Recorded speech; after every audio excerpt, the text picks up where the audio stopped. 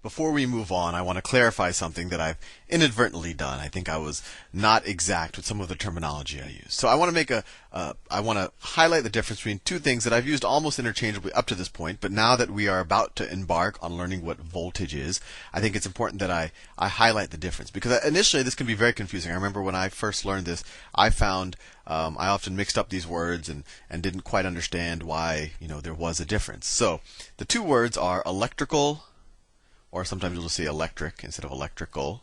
So electric potential energy and electric potential. And I think even in the last video I used these almost interchangeably, and I shouldn't have. I really should have always used electrical or electric potential energy. And what's the difference? Electrical potential energy is associated with a charge. It's associated with with a particle that has some charge. Only that particle can have energy. Electrical potential or electric potential, this is associated with a position.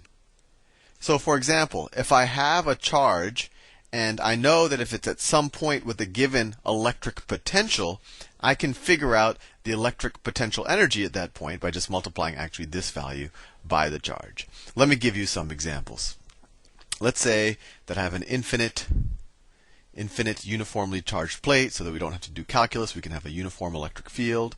Let's say that this is the plate. I'm going to make it vertical just so we get a little bit of change of pace. And let's say it's positively charged. Positively charged plate. And let's say that the electric field, it's constant, right? It's constant.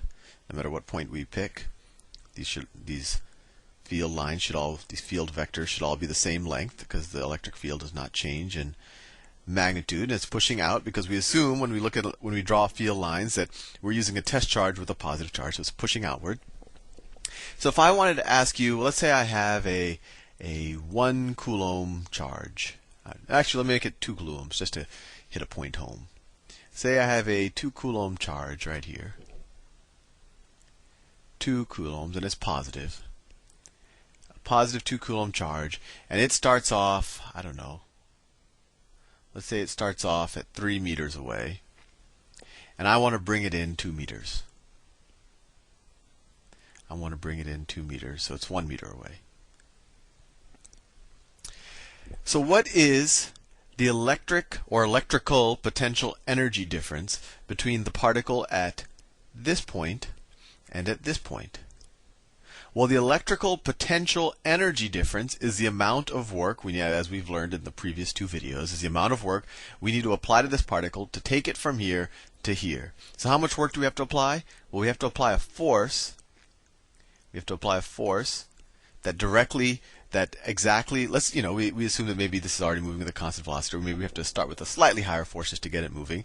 But we have to apply a force that's exactly opposite the force provided by by Coulomb's law, right?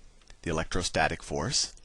And so what is that force we're going to have to apply? Well, we actually have to know what the electric field is, which I have not told you yet. I just realized, as you can tell, sometimes. So let's say all of these electric field lines, I don't know, let's say they are 3 newtons per coulomb. So at any point, what is the force being exerted from this field onto this particle? Well, the force from the electrostatic force on this particle is equal to the electric field times the charge, which is equal to, I just defined the electric field as being 3 newtons per coulomb, 3 newtons per coulomb, times 2 coulombs, it equals 6 newtons. So at any point, the electric field is pushing this way, 6 newtons. So in order to push the particle this way, I have to completely offset that, and I actually have to get it moving initially. I know I keep saying that. I just want to make that point, hit that point home. So I have to apply a force of 6 newtons in the leftward direction, and have to apply it for 2 meters to get the point here. So the total work is equal to 6 newtons times 2 meters, which is equal to 12 newton meters, or 12 joules. So we could say that the electrical potential energy, and energy is always joules, the electrical potential energy difference between this point and this point is 12 joules. Or another way to say it is this, and which one has a higher potential? Well, this one does, right?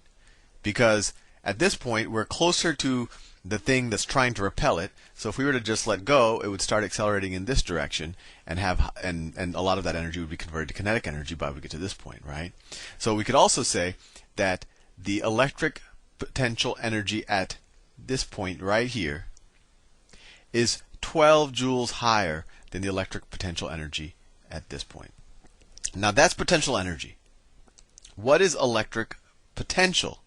Well, electric potential tells us essentially how much work is necessary per unit of charge, right? This was electric potential energy was just how much total work is needed to move it from here to here.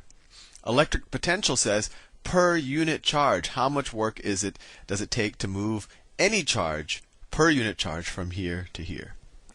Well, in our example we just did, the total work to move it from here to here was 12 joules. But how much work did it take to move it from there to there per charge? Well, work per charge is equal to 12 joules per what? What was the charge that we moved? Well, it was 2 coulombs. Well, it equals 6 joules per coulomb. That is the electric potential difference between this point and this point. So what's the distinction? Electric potential energy was associated with a particle. How much more energy did the particle have here than here? When we say electric potential, because we essentially divide by the size of the particle, it essentially is independent of the size of the particle. It actually just depends on our position. So electric potential, we're just saying how much more potential, irrespective of the charge we're using, does this position have relative to this position? And this electric potential, that's just another way of saying voltage. Voltage. And the unit for voltage is volts. So 6 joules per coulomb, that's the same thing as 6 volts. And so if we think of the